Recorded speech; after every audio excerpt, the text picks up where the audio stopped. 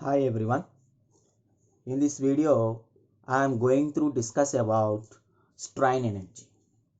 So first of all, let us see what is meant by strain energy.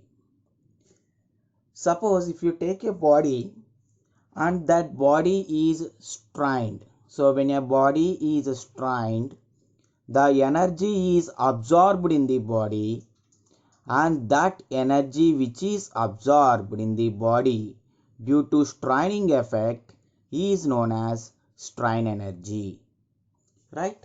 So whenever you apply a load on the body will definitely get strained, and the energy stored at that time is known as strained energy. So if you see a strain energy that is stored in the body, when the type of load may be either it is a gradually applied load, or it is a suddenly applied load, or it is a impact load maybe.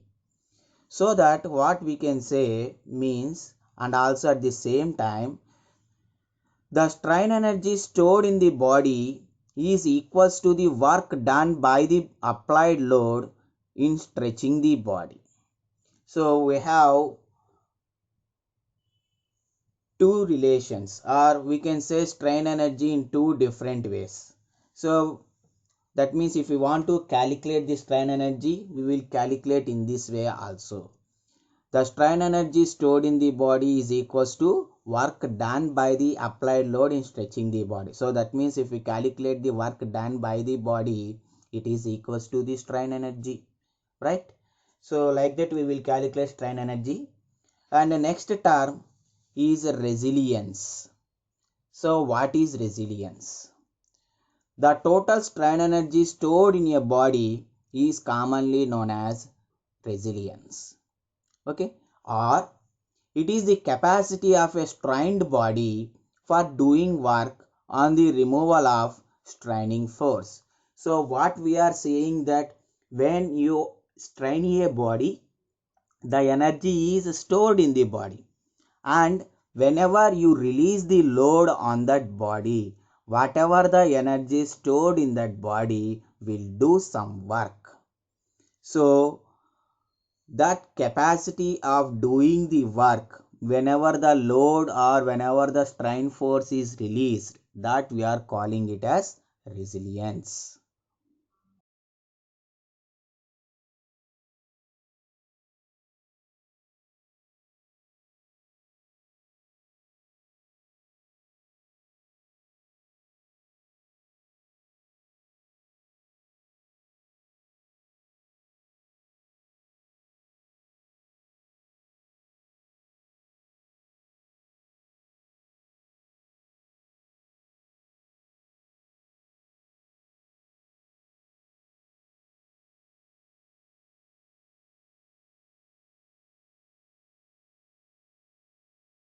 Removal of the load, if the body regains its original shape and up to which this process is continuous, that limit is known as elastic limit.